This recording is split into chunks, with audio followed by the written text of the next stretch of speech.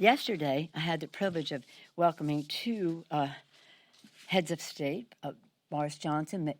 Maybe some of you were at that presentation with Boris Johnson, Prime Minister Johnson, and then later in the day, in the morning, same morning, with Prime Minister Scott Morrison of Australia.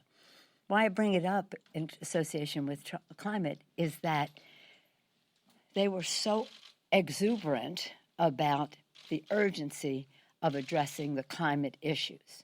Of course, we thanked the Prime Minister of UK for hosting COP26. I just had the privilege of doing that at 10 Downing over the weekend when I was at the G7 heads of parliament, and to see what was happening there in preparation for the COP26. But then he made a presentation to our bipartisan leadership of his priorities and strongly talking about what the UK was doing in terms of climate. And the Prime Minister of Australia, Morrison, he was saying we're not only addressing the Paris Accords, our slogan is we meet it and we beat it.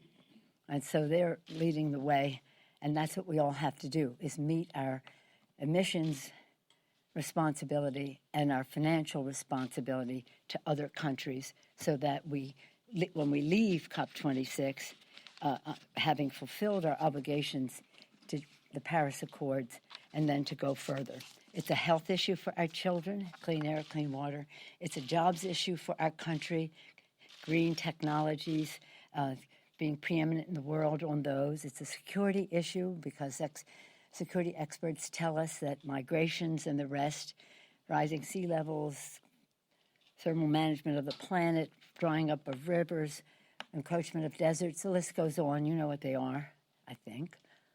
That is cause for competition and conflict over habitat and resources, so it's a security issue. Health, jobs, security, and of course a moral issue if you believe, as I do, that this is God's creation and we have a moral obligation to be good stewards. But even if you don't share that view, we all agree that we have a responsibility to our children, grandchildren, future generations to hand off the planet in a very responsible way.